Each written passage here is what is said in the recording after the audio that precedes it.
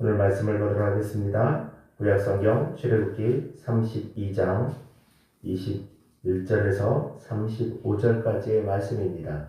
제가 말씀을 봉독하도록 하겠습니다. 모세가 아론에게 이르되 이 백성이 당신에게 어떻게 하였기에 당신이 그들을 큰 죄에 빠지게 하였느냐. 아론이 이르되 내 주여 노하지 마소서. 이 백성의 악함을 당신이 아나이다. 그들이 내게 말하기를 우리를 위하여 우리를 인도할 신을 만들라. 이 모세 곧 우리를 애굽 땅에서 인도하여 낸 사람은 어찌 되었는지 알 수 없노라 하기에 내가 그들에게 이르기를 금이 있는 자는 빼내라 한즉 그들이 그것을 내게로 가져왔기로 내가 불에 던졌더니 이 송아지가 나왔나이다. 모세가 본즉 백성이 방자하니 이는 아론이 그들을 방자하게 하여 원수에게 조롱거리가 되게 하였습니다. 이에 모세가 진문에 서서 이르되 누구든지 여호와의 편에 있는 자는 내게로 나아오라 하매 레위 사람이 다 모여 그에게로 가는지라. 모세가 그들에게 이르되 이스라엘 하나님 여호와께서 이렇게 말씀하시기를 너희는 각각 허리에 칼을 차고 진 이 문에서 저 문까지 왕래하며 각 사람이 그 형제를 각 사람이 자기의 친구를 각 사람이 자기의 이웃을 죽이라 하였느니라. 레위 사람이 모세의 말대로 행하매 이날에 백성 중에 3,000명가량이 죽임을 당하니라. 모세가 이르되 각 사람이 자기의 아들과 자기의 형제를 쳤으니 오늘 여호와께 헌신하게 되었느니라. 그가 오늘 너희에게 복을 내리시리라. 이튿날 모세가 백성에게 이르되 너희가 큰 죄를 범하였도다. 내가 이제 여호와께로 올라가노니 혹 너희를 위하여 속죄가 될까 하노라 하고 모세가 여호와께로 다시 나아가 여짜오되 슬프도소이다. 이 백성이 자기들을 위하여 금신을 만들어 싸우니 큰 죄를 범하였나이다. 그러나 이제 그들의 죄를 사하시옵소서. 그렇지 아니하시오면 원하건대 주께서 기록하신 책에서 내 이름을 지워버려 주옵소서. 여호와께서 모세에게 이르시되 누구든지 내게 범죄하면 내가 내 책에서 그를 지워버리리라. 이제 가서 내가 내게 말한 곳으로 백성을 인도하라. 내 사자가 내 앞에서 가리라. 그러나 내가 보응할 날에는 그들의 죄를 보응하리라. 여호와께서 백성을 치시니 이는 그들이 아론이 만든 바 그 송아지를 만들었음이었더라. 아멘. 기도하겠습니다. 사랑의 아버지 하나님 감사합니다. 오늘도 주께서 우리에게 은혜를 베풀어 주셔서 주의를 허락하여 주시고 예배를 드리게 하여 주시고 주의 말씀을 듣게 하여 주셔서 감사합니다. 이 시간에 주의 말씀을 나눕니다. 하나님께서 은혜를 베풀어 주셔서 사람의 생각, 사람의 지혜가 아닌 오직 주께서 성경을 통해서 우리에게 말씀하시고자 하는 것을 우리가 바로 알고 아는 것으로 끝나는 것이 아니고 그대로 행할 수 있는 믿음을 함께 얻어 하나님의 백성으로 귀한 삶을 살기를 원하오니 주님 은혜를 베풀어 주시옵소서. 감사드리며 예수님 이름으로 기도드립니다. 아멘. 할렐루야. 우리 사랑하는 성도 여러분, 한 주간 평안하셨습니까? 이제 날씨도 점점 따뜻해지고 이제는 봄이 되는 것 같은 느낌, 겨울이 다 지나간 느낌인 것 같습니다. 또 날씨의 변화가 어떨지 모르지만 지난 한 주간 날씨가 따뜻해서 저는 개인적으로 참 좋았습니다. 우리 사랑하는 성도 여러분, 이렇게 따뜻한 날씨에 겨울에 움츠렸던 몸이 다시 이렇게 펴지고 또 마음이 편하고 또 육신이 편한 것처럼 우리 사랑하는 성도들 모든 가정이 이렇게 주 안에서 평안하고 행복하기를, 예수 안에서 그렇게 사랑이 넘치는 그런 모습 되어지기를 간절히 소망합니다. 오늘 우리 사랑하는 성도들과 함께 이 출애굽기 32장 말씀을 계속적으로 보려고 합니다. 오늘 출애굽기에 나와 있는 말씀은 우리가 계속적으로 금송아지 사건으로 인하여서 이스라엘 백성들이 금송아지의 우상을 만들어서 그 금송아지를 통해서 제사를 지내고 그 제사를 지난 것에 대해서 이후에 일어난 일에 대해서 우리가 계속 보고 있습니다. 오늘 또한 그 일에 대해서 나누려고 합니다. 이 부분이 제가 물론 그 설교의 부분마다 여러분과 나누고자 하는 주제의 부분은 다르지만 어떻게 보면 계속적인 같은 사건을 이야기하는 이유, 그것은 이 출애굽기에서 이 32장과 33장에 걸쳐져 있는 이 내용들은 우리가 그냥 단순하게 이스라엘 백성들이 하나님 앞에 나쁜 행동, 이방신을 섬기는 행동, 이 정도의 부분이 아니고 이 부분이 출애굽기 전체에서 이야기하고자 하는 부분, 성경에서, 아니 하나님께서 우리 그리스도인들에게 분명하게 말씀하시고자 하는 그런 부분들이 있습니다. 사실 이 32장, 33장, 34장 이런 부분들이 신학적으로는 많은 논란들이 있고 또 어려운 부분들이 있는 부분입니다. 그만큼 이 부분들은, 이 지금 우리가 함께 나누는 이 부분은 우리에게 너무나 필요한 부분이고 많은 것을 생각하게 하고 또 그에 따른 은혜가 넘치는 부분입니다. 오늘 저는 오늘 읽은 본문의 내용을 통해서 저와 우리 사랑하는 성도들이 하나님 앞에서 그러한 은혜를 누리는 시간이 되었으면 좋겠습니다. 오늘 아론이 처음 등장을 하지요. 아론이 등장을 해서 아론에게 이런 얘기를 모세가 합니다. 왜 그렇게 행동을 했느냐? 어떻게 그런 행동들을 할 수 있었느냐라고 얘기합니다. 그 앞전에 어떤 사건이 있었습니까? 모세가 십계명을 받아와서 내려와서 그들이 금송아지 앞에서 춤을 추는 제사의 행위라고 말씀을 드렸죠. 예배의 행위라고 말씀을 드렸죠.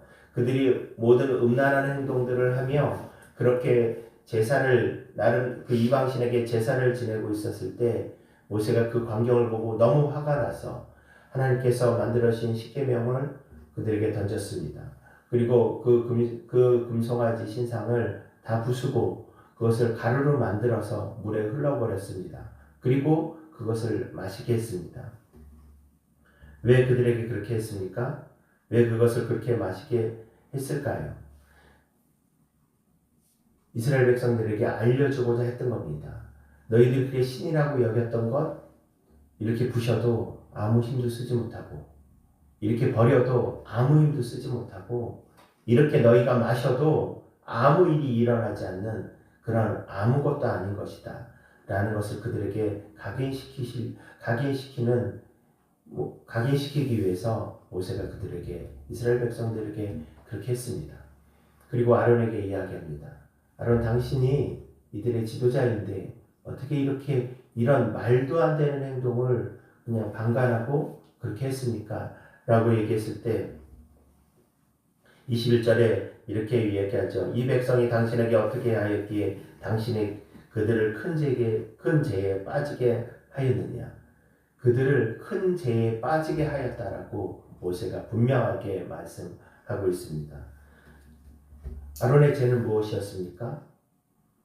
아론의 죄는 첫 번째, 이스라엘 백성들이 아론에게 찾아와서 우리를 인도할 신을, 모세가 지금 죽었는지 살았는지 모르겠으니까 우리를 인도할 신을 만들어 달라고 이야기합니다. 거기에 대해서 아론이 그 신을 만들죠. 그리고 두 번째 뭐라고 이야기하냐면 그들에게 그러면 금장신구, 금귀걸이나 목걸이나 이런 것들을 너희들이 갖고 와라 라고 얘기합니다. 그들이 갖고 오니까 그것을 불에 녹여서 형틀에 부어서 그 금신상을, 금송아지 모습을 만들고 그것에 대해서 칼로 다듬고 깎고 해서 금송아지 형상, 이 금송아지는 이집트에서 섬겼던 이집트의 여러 신 중에 한 신의 모습입니다.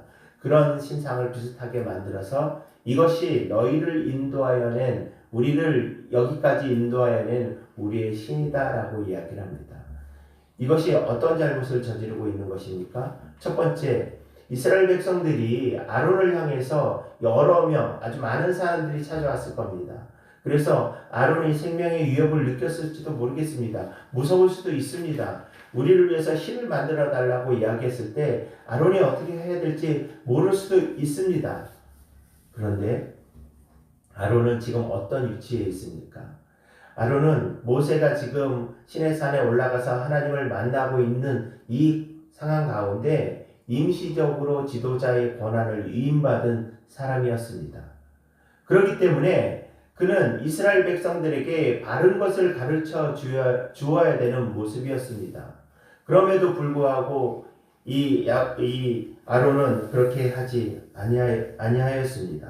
바른 것을 가르쳐 줘야 되는 상황임에도 불구하고 바른 것을 가르쳐 주지 않는 그 이방신을 섬기는 것이 잘못되었다라는 것을 가르쳐 주지 않았다라고 하는 것입니다. 아니, 아론의 입장에서는 그것을 제대로 모를 수 있지 않습니까? 모세는 하나님 앞에 계시도 받고 하나님의 음성도 들었고 그러기 때문에 모세는 그렇게 할 수 있지만 아론은 그렇게 하기에 부족하지 않았습니까? 아니면 하나님께서 아론에게 직접 그렇게 하시지 아니해야 하는 것 아닙니까? 라고 생각할 수 있습니다. 그런데 잘 생각해 보면 그러지 않다라는 겁니다. 왜 그러냐면 아론이 모세에게 어떤 역할을 했습니까? 우리가 잘 알고 있는 것처럼 모세가 하나님 앞에 부름을 받았을 때 하나님 앞에 모세가 변명한 것이 있습니다. 하나님, 저 못하겠어요. 왜 못하겠냐면 저는 입이 둔한 사람입니다. 그러니까 말을 잘 못한다는 거죠. 그래서 변명을 하니까 하나님께서 누구를 붙여줬죠? 형인 아론을 붙여줘서 대변하게 했습니다. 아론이 모든 사람들에게 대신 가서 이야기를 했습니다. 대신 가서 이야기할 때 아론이 그러면 아무것도 모르는 상황에서 얘기했습니까? 이미 다 알고 다 배우고 어떻게 보면 모세와 똑같은 그런 은혜를 받았다라고 할까요? 그런 모든 것들을 다 경험했지만 지금 아론은 이렇게 지도자로서의 바른 모습을 행하고 있지 않습니다. 두 번째로 그들에게 금 장신구를 갖고 오라고 이야기했을 때 제가 말씀드렸던 것처럼 이 금 장신구는 어디에서 나온 겁니까? 이스라엘 백성들이 노예였는데 자기가 돈을 모아서 금귀고리, 금목걸이, 금반지 이런 것들을 할 수 있는 그런 상황이 아니었던 사람들이 어떻게 이렇게 많은 것들을 갖고 있었죠? 출애굽할 때에 하나님께서 이스라엘 백성들에게 명하십니다. 너희가 원하는 것을 애굽 사람들에게 원하는 대로 구하라. 그럼 그들이 줄 것이다 라고 말씀하셨거든요. 이스라엘 백성들이 그렇게 행합니다. 애굽 사람들에게 그들에게 옷감도 달라고 하고요. 그들에게 필요한 모든 것을 달라고 합니다. 그때 그들이 하나도 남김없이 이스라엘 백성들이 달라는 대로 다 줍니다. 그때 그 금 장신구들이 바로 그때 얻은 것인데 이 금 장신구를 누가 언제 하나님께서 이것을 언제 사용하시려고 하냐면 사실은 이 32장에는 나와 있지 않지만 이후에 성막을 짓는 가운데서 그들이 금 장신구를 가져옵니다. 그래서 이 금 장신구를 사용하고 그들의 옷감이나 그들의 모든 것들을 해서 성막을 만드는 데 사용합니다. 사실 따지고 보면 사막에서 금덩어리가 필요하겠습니까? 그런데 하나님께서 이 날을 예비하기 위해서 하신 겁니다. 그런데 아론은 그 제물에 대해서 자기의 마음대로 자기의 뜻대로 그리고 너무나 안타깝게 너무나 잘못되어지게 이방신을 만드는데 그것을 사용했다는 사실입니다. 또 어떤 잘못을 했습니까? 아론이 모세에게 그렇게 변명을 합니다. 그 금장식구를 가져왔는데 내가 그 금장식구를 모아서 불에 던졌는데 그 불에 던졌더니 금송아지 형상이 나왔다라고 얘기합니다. 정말 그랬습니까? 그렇지 않았지요. 그것을 금을 아론이 녹여서 그 녹인 것을 틀에 넣어서 그 형상을 만들고 형상을 만든 거를 칼로 다듬어서 그 금송아지 형상을 만들었습니다. 그런데 아론은 지금 그것이 그냥 불 속에 넣었더니 튀어나온 것처럼 그렇게 이야기하고 있습니다. 거짓말하고 있는 거죠. 오늘 아론은 이러한 지도자임에도 이러한 잘못을 하고 있어서 모세가 당신 때문에 이스라엘 백성들이 모두 다 죽게 되었습니다 라고 이야기하는 겁니다. 그러면 모세는 어떻게 행동을 했을까요? 31절에 보면 모세가 여호와께로 다시 나와 여짜오되 슬프도소이다. 이 백성이 자기들을 위하여 금신을 만들어 싸우니 큰 죄를 범하였나이다.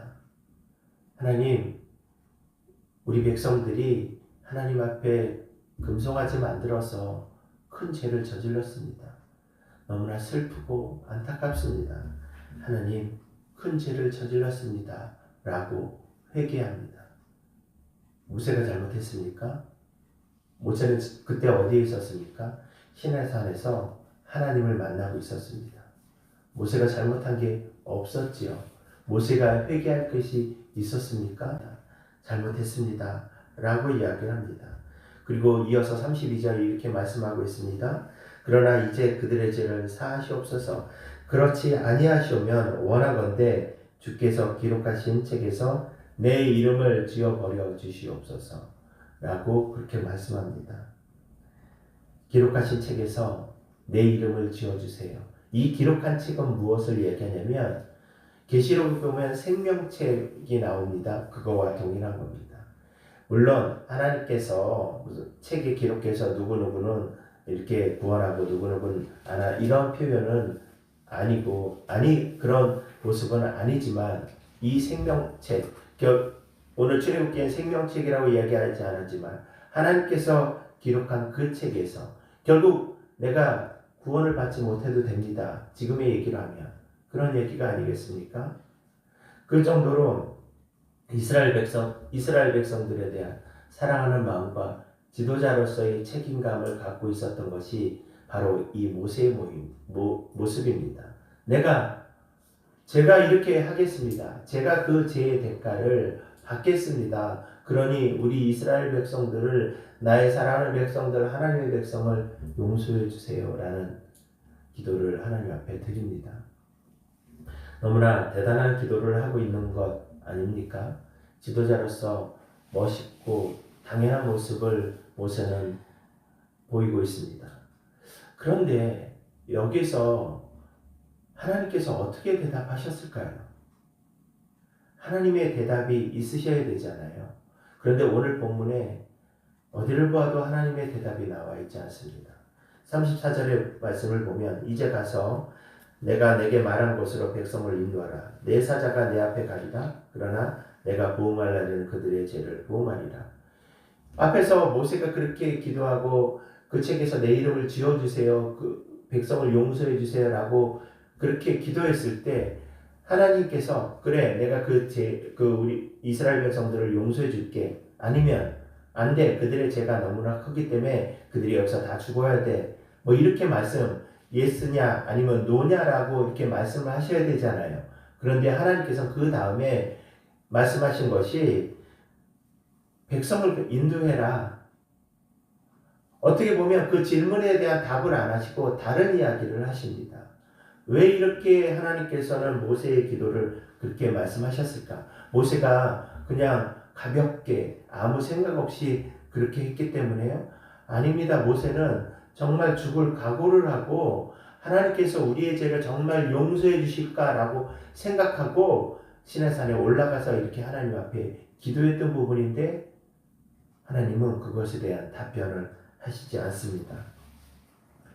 왜 그러셨을까라는 생각을 합니다. 마태복음에 이런 말씀이 있습니다. 마태복음 26장 39절에 보면 내 아버지여 만일 할만하시거든 이 잔을 내게서 지나가게 하옵소서. 그러나 나의 원대로 마옵시고 아버지의 원대로 하옵소서 하시고 이것은 너무나 잘 알고 있는 예수께서 십자가에 달리시기 전날 밤에 겟세마네 동산에서 하나님 앞에 기도했던 그 장면입니다. 주님, 제가 십자가를 지는데 이 부분을 할 수만 있다면 안 하면 좋겠습니다. 그런데 그것은 내 마음대로 하지 않고 오직 하나님 뜻대로 하시옵소서라는 의미로서 이렇게 예수께서 기도하신 부분입니다. 이 부분에 이 마태복음의 이 말씀은 예수께서 우리 죄에 대해서 중보자의 역할을 담당하는 그런 기도입니다. 예수께서 우리 때문에 나 때문에 십자가에서 죽으신다는 사건에 대해서 아주 확실하게 나타내는 부분이 바로 이 기도의 내용입니다. 제가 왜 이 말씀을 읽었냐면 모세가 예수님처럼 그렇게 기도했지만 백성의 죄를 용서해 달라고 기도했지만 모세의 위치가 백성의 죄를 대신할 만한 자리가 아니었다라는 겁니다. 다시 말씀드리면 모세가 예수님처럼 중보자의 이치에 중보 기도를 할 수 있는 그런 사람이 아니었다라는 겁니다. 왜 그러냐면 모세 또한 죽을 수밖에 없는 죄인이기 때문에 죄인이 죄인의 죄를 어떻게 사함을 받을 수 있고 죄인이 죄인의 죄에 대해서 어떻게 대가를 치를 수가 있습니까? 마치 빚을 많이 진 사람을 돈이 많은 사람이 그 빚을 갚아줘야 되는데 같이 빚진 사람이 그 빚을 어떻게 대신 갚아줄 수 있겠습니까? 라는 내용입니다. 그래서 하나님께서는 그 모세의 기도에 대해서 그래 그렇게 할게 아니면 그게 아니야 라고 말씀을 하지 아니하셨던 겁니다. 그리고 모세 너가 해야 될 일, 네가 해야 될 일이 뭐겠어? 이스라엘 백성들을 가나안 땅으로 이끌어가는 것 그것이 너가 해야 될 일이니까 너는 너의 일을 해라 라는 말씀입니다. 저는 이 말씀을 읽으면서 그런 생각을 해봤습니다. 되게 대단히 이 말씀을 통해서 제가 자유함을 얻었습니다. 어떤 자유함이냐면 우리가 하는 모든 것들이 하나님의 능력을 하나님께서 우리에게 능력 주심으로 이 땅을 살아가는 것이고 주시는 만큼만 우리가 살아갈 수 있는 것이라는 겁니다. 왜 제가 자유함이라고 말씀을 드렸냐면 사람들은 이렇게 생각할 수 있습니다.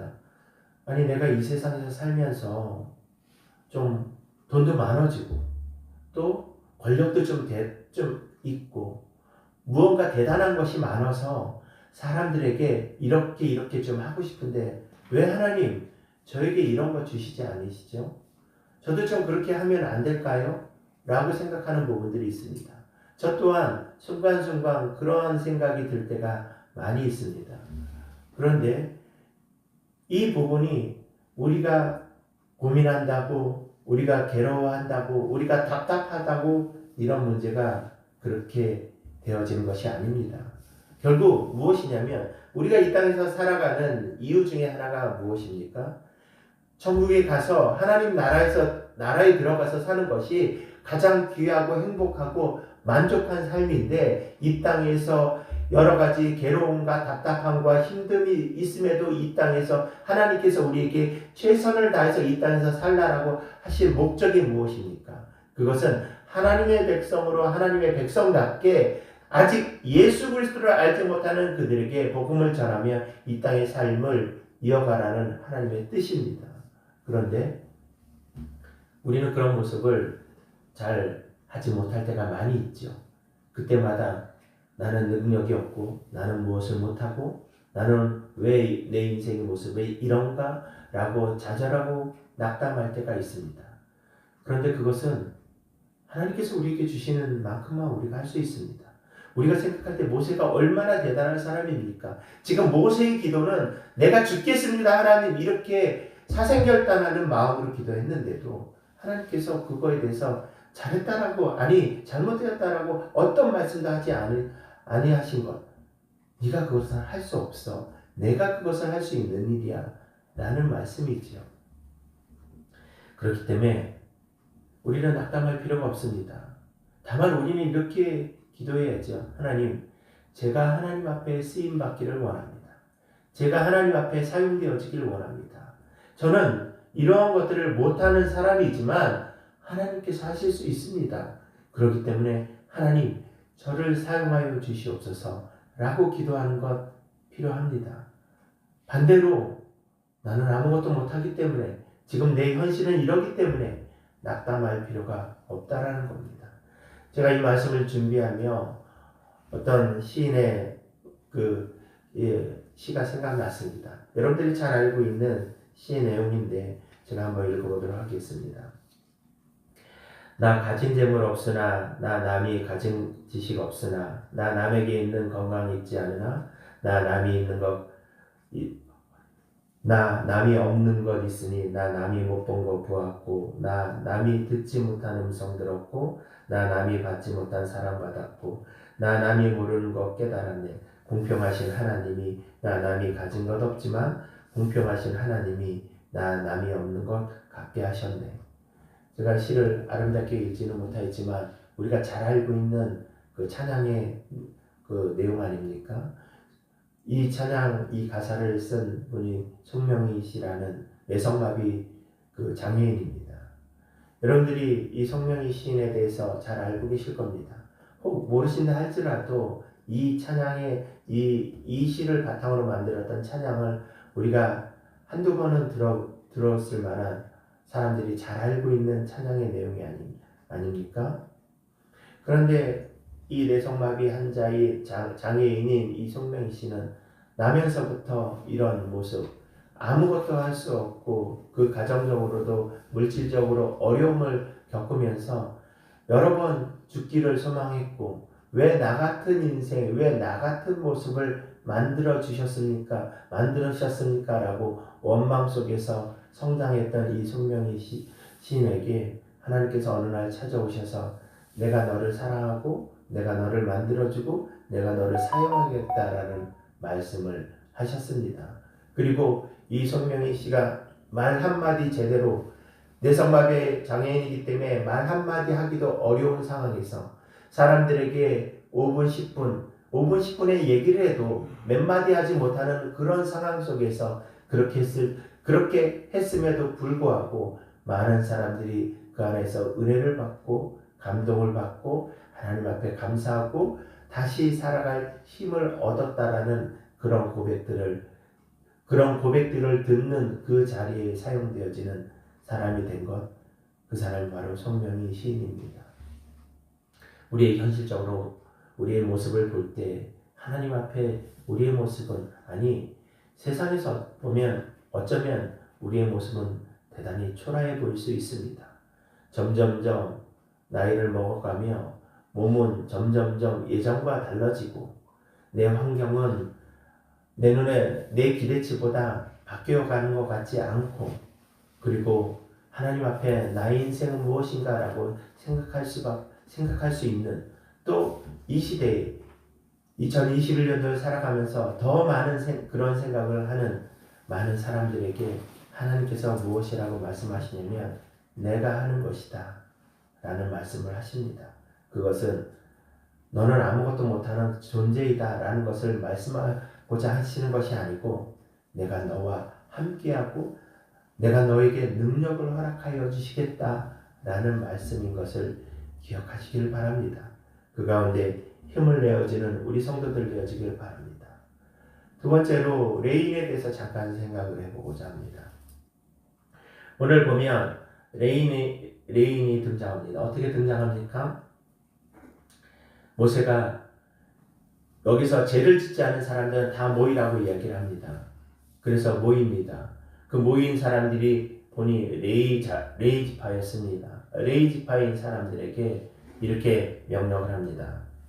27절을 보면 너희는 각각 허리에 칼을 차고 진 이 문에서 저 문까지 왕래하며 각 사람이 그 형제를, 각 사람이 자기의 친구를, 각 사람이 자기의 이웃을 죽이라. 이렇게 찾아온 이렇게 모인 레위 사람들에게 모세가 명령을 합니다. 뭐라고 명령을 합니까? 너희는 칼을 허리에 차고 진문, 처음 시작하는 데서 끝에까지 왔다 갔다 하면서 너희의 주위에 있는 사람들을 죽이라고 그렇게 말씀합니다. 그래서 그들에게 죽임을 당한 사람이 몇 명이냐면 3,000명가량이 죽임을 당합니다. 29절에 보면 이러한 말씀이 나와 있습니다. 각 사람이 자기 아들과 자기 형제를 쳤으니 오늘 여호와께 헌신하게 되었느니라 라고 말씀하십니다. 이들이 누구를 죽였습니까? 자기 아들, 자기의 형제를 죽였습니다. 이 자기의 아들은 자기의 자손이 되어질 수도 있고 자기의 일가 친척이 되어질 수도 있습니다. 또 자기의 형제들, 자기와 함께했던 그들을 칼로 자기의 손으로 죽였습니다. 왜 모세는 레위 사람들을 모이게 해서 모인 레위 사람들에게 이런 일들을 행하도록 하였습니까? 죄에 대한 대가라는 겁니다. 죄를 지으면 그 지은 것에 대한 대가를 치르는 것이 하나님의 뜻입니다. 요즘 TV에서 뉴스에서 나오는 이슈 중에 여러 이슈들이 나오지만 학폭에 대한 이야기들이 나오고 있습니다. 학교 폭력에 대해서 배구 선수, 아주 우리가 잘 알고 있는 배구 선수를 때문에 이 학폭에 대한 이야기가 나오기 시작했습니다. 그래서 그 배구 선수들 처음에는 두 자매 이야기 시작되었다가 남자 국가대표 선수 이야기가 나왔고요. 또 다른 종목에 걸쳐서 프로야구 선수에 대한 이야기가 나왔고 프로축구에 대한 이야기가 나오고 있습니다. 이들이 이렇게 학폭을 했을 때 나이가 몇 살이었냐면 지금부터 한 10년 전쯤 아니면 그 이전 그쯤에 되어졌던 이야기입니다. 우리가 사실 돌아보면 10년 전쯤에 내가 무엇을 했는지 잘 생각나지 않습니다. 혹 그때의 잘못에 대해서도 그냥 무감각하게 지내는 것이 사람들의 죄된 속성입니다. 아마 이들도 그랬을 겁니다. 이제 나는 인기를 얻었고 이제 나는 그 인기의 바탕으로 돈도 벌었고요. 제가 어떤 분한테 이야기를 들었는데 이 배구 선수 자매들이 연봉과 또 방송을 출연하고 CF를 찍고 하면서 연간 10매덕의 수익을 얻었다라고 이야기를 합니다. 그런데 이미 이제는 그것들을 벌 수가 없는 상황이 되었습니다. 아마 그들에게 그때 당시에 중학교 시절 그 시절에 이러한 일들이 알았다면 그들이 그렇게 했을까라는 생각을 합니다. 그런데 그들만의 문제인가 라는 것을 생각할 때 그렇지 않다라는 겁니다. 우리도 그것에 자유롭지 못한 사람들입니다. 오늘 이스라엘 백성들이 죄를 지은 것에 대해서 우리가 마냥 비난할 수 없고 그들에게 비방할 수 없는 이유, 오늘 우리가 그러한 죄를 짓기 때문에 그렇습니다. 변하지 않는 사실이 무엇이냐면 하나님께서 그것에 대한 대가를 분명히 우리에게 지불하도록 하신다라는 사실입니다. 우리는 그 대가가 없을 거라고 생각합니다. 그에 따른 징계가 없을 거라고 생각합니다. 그러나 그 징계는 우리에게 있습니다. 이스라엘 백성들에게 내렸던 징계가 무엇인지 아십니까? 모세를 통해서 모든 사람들이 죽이는 것에 대해서 하나님께서 거두셨지만 3,000명이 죽었고요. 그리고 그들에게 모든 사람들에게 징계를 내리셨는데 그것이 34절입니다. 이제 가서 내가 내게 말한 곳으로 백성을 인도하라. 여기 이 부분이 중요합니다. 내 사자가 내 앞에 가리라. 내 사자가. 이 내 사자는 누굴 이야기합니까? 하나님의 천사를 이야기합니다. 하나님의 천사가 미리 가겠다라는 부분입니다. 그런데 하나님의 천사가 미리 가면 되지요 라고 생각할 수 있지만 이전에는 무엇이라고 말씀하셨냐면 내가 가겠다라고 말씀하셨습니다. 내가 너희를 인도하겠다라고 말씀하셨습니다. 이 이야기가 무엇이냐면 이제 내가 너희와 함께하지 않겠다라는 겁니다. 이제 내가 너희를 쳐다보지 않겠다라는 얘기입니다. 너희들 말 듣지 않겠어 라는 말씀을 하고 있는 겁니다. 단절입니다. 하나님과 우리의 단절입니다. 에덴 동산에서 아담과 하와가 쫓겨날 때 사람들은 그렇게 생각합니다. 그들의 죄를 인해서 그들이 정말로 낙원과 같은 그 에덴 동산을 쫓겨난 것이 그들에게 영원한 형벌이라고 생각하지만 아담과 하와에게 가장 큰 형벌은 무엇이냐면 에덴 동산에서 하나님과 대면하고 하나님과 대화하고 하나님과 만났던 그 모든 것을 할 수 없는 것이 아담에게 주어졌던 가장 큰 형벌이었습니다. 오늘 하나님께서 그것에 대해서 다시 말씀하고 있습니다. 이렇게 말씀드릴 때 이런 생각이 드실지 모릅니다. 아니, 죄를 짓지 않는 것 당연한 것이지만 그것이 정말 쉬운 것 같습니까? 이 땅에서 살면서 어떻게 죄를 짓지 않고 살아요? 이 땅에 수많은 사람들이 죄인이고 그들한테 착한 행동하고 그들 앞에서 바른 행동을 하려고 하면 그러면 나는 바보같이 당할 수밖에 없는데 세상에 착한 사람들이 어디 있습니까? 라고 반문하실지 모릅니다. 그런데 열왕기상 19장 18절에 이렇게 말씀이 되어 있습니다. 그러나 내가 이스라엘 가운데서 7,000명을 남기리니 다 바알에게 무릎을 꿇지 아니하고 다 바알에게 입 맞추지 아니하는 자니라. 이것은 엘리야 선지자에게 하나님께서 말씀하신 겁니다. 엘리야 선지자에 있었을 때 많은 사람들이 바알과 아세라 신상에 고개를 숙이고 그들에게 절을 하고 그들에게 예배를 드렸던 사람들, 아니 대부분의 아니 전부 다인 이스라엘 백성들이 다 그렇게 했을 거라고 생각을 했습니다. 선지자 엘리야조차도 그렇게 생각을 하고 있었습니다. 그런데 하나님께서 아니다. 바알에게 고개를 숙이지 않은 7천 명이 아직도 있다라고 말씀하고 있습니다. 7천 명은 그 당시에 이스라엘 인구를 보면 적은 숫자가 아니었습니다. 우리가 이 땅에서 어떻게 그리스도인으로 살아갈 수 있습니까? 어떻게 그렇게 성경대로만 살아갈 수 있습니까? 라고 우리가 이야기할 수 있을지 모르지만 분명한 것은 이 땅의 그리스도인들이 나보다 더 성결하고 나보다 더 정결한 그리스도인들이 이 땅에 아직도 많이 우리 가운데 있다는 사실입니다. 그것은 무엇을 얘기합니까? 우리가 죄에 동화되어지지 않고 죄를 짓지 않고 죄라는 것이 무엇입니까? 하나님 말씀을 듣지 않는 겁니다. 제가 윤리적인 것을 말씀을 드리는 게 아닙니다. 하나님 말씀에 벗어난 행동하지 않는 하나님 뜻대로 살지 않는 내 방종과 내 마음대로 살지 않는 그런 모습 가운데 사는 것 그것이 죄를 짓지 않는 것인데 그렇게 살려고 오늘도 노력하고 오늘도 애쓰는 많은 성도들이 있다라는 사실을 기억하시고 나도 또한 그렇게 살아야 되지 않겠습니까? 그런데 그렇게 사는 우리들에게 그렇게 사는 것이 쉽지 않은 이유가 우리가 말하지 않아도 다 아는 우리의 삶 속에서 있는 일. 그러면 우리는 어떻게 돼야 됩니까? 모세가 기도해도 그들의 생명을 살릴 수가 없는데 어떻게 해야 됩니까? 오늘 나는 죽어야 되지 않습니까? 우리는 사실 다 죽어야 됩니다. 오늘 예배 드리는 것 이것이 얼마나 소중한 일인지 아십니까? 우리가 예배 드린다라는 것 우리는 이 예배에 참여할 수조차도 없는 그런 죄인들입니다. 그런데 이 예배를 참여하고 있잖아요. 이 예배를 드리고 있지 않습니까? 아니 내가 드리고 안 드리고의 문제가 아닙니다. 이 자리를 쫓겨나갈 수밖에 없는 것이 우리의 모습입니다. 그런데 우리가 어떻게 이 자리에 앉아 있습니까? 죄인인 우리가 어떻게 하나님을 부를 수 있습니까? 감히 우리가 어떻게 하나님 우리에게 이렇게 해주세요 라고 기도할 수 있습니까? 그것은 바로 은혜입니다. 예수께서 우리 가운데 함께 하시기 때문에 그러합니다. 예수께서 우리를 참으시고 용서하시기 때문에 그렇습니다.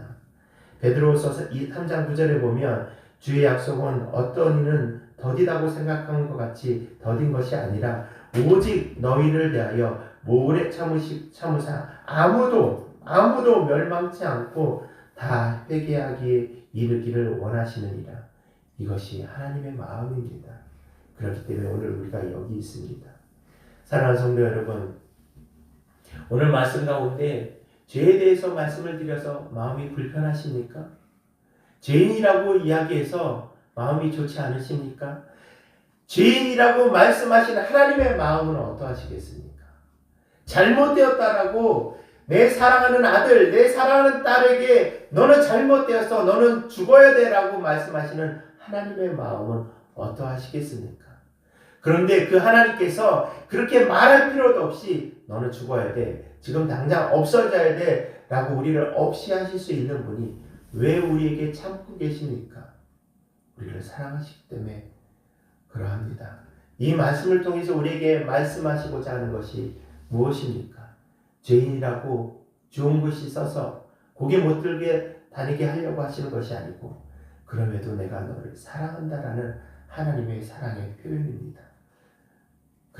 그러므로 다시 일어나서 걸어가자. 내 손잡고 오늘도 다시 일어나 가자라는 하나님의 사랑의 마음, 그 마음이 오늘 내용입니다. 사랑하는 성도 여러분, 저는 하나님 말씀을 볼 때마다 얼마나 부끄러운 모습인지 하나님 앞에 고개를 들지 못합니다.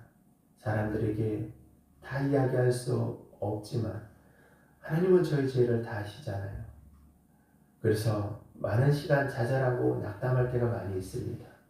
왜 나라는 인간은 이렇게밖에 되어지지 않을까라고 수많은 시간 괴로워하고 답답할 때가 많이 있습니다. 때로는 이 강단에 서는 것조차 두렵고 너무나 힘들 때가 많이 있습니다.